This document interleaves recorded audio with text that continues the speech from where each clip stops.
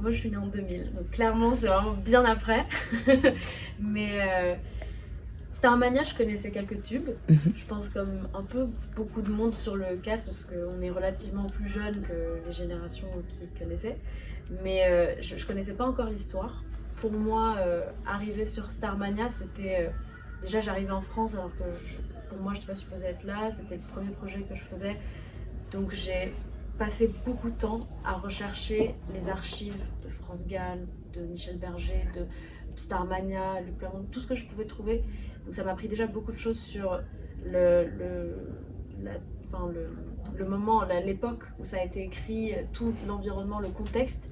Et après, les sujets sont tellement d'actualité encore et ce serait compliqué de dire ah non mais ça me touche pas du tout. Ça c'est sûr qu'il y a toujours un truc qu'on peut trouver dans Starmania qui nous parle mais directement. Après chacun fait le lien entre sa vie et l'interprétation de son personnage. Je sais pas pour toi Alex. Moi je connaissais les chansons aussi, enfin, comme tu disais, comme pour la plupart en fait des chanteurs et chanteuses qui sont dans le spectacle, sans connaître l'histoire, comme la plupart aussi. En fait, j'écoutais pas mal la musique de Michel Berger, mes parents écoutaient, on avait le CD de Starmania à la maison. Je savais pas trop ce que ça représentait parce que je pense que j'étais trop jeune pour comprendre aussi. Quand j'ai découvert vers 13-14 ans, peut-être, j'avais pas les clés pour comprendre le sens de l'histoire ou même le sens des paroles, tout simplement. Donc en fait, en arrivant ici, on a vraiment recréé à partir du livret, à partir de l'histoire, avec Thomas, avec Luc aussi qui nous a expliqué leur processus d'écriture avec Michel Berger.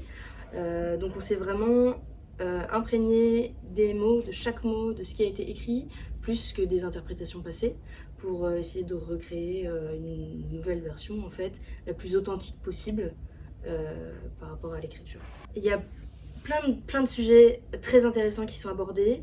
En ce qui me concerne, évidemment, la question de l'identité, de la recherche d'identité, la quête de soi, que ce soit par rapport aux sexualités ou aux identités de genre, que ce soit pour Salia ou Ziggy, évidemment, mais aussi la quête, d'avoir un objectif de vie, en fait.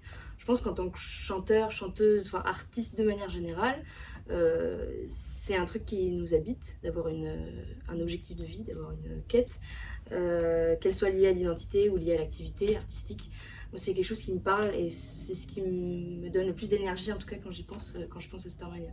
Pour moi, je pense qu'il y a eu pas mal de choses qui m'ont touchée et que j'ai découvert à travers Starmania et à travers le fait de faire partie de ce projet. J'ai appris déjà à m'assumer en tant que chanteuse, à kiffer ça, à kiffer le moment d'être sur scène. J'ai grandi, je sens que j'ai beaucoup grandi personnellement entre le début et maintenant, de tout, même les répètes et tout.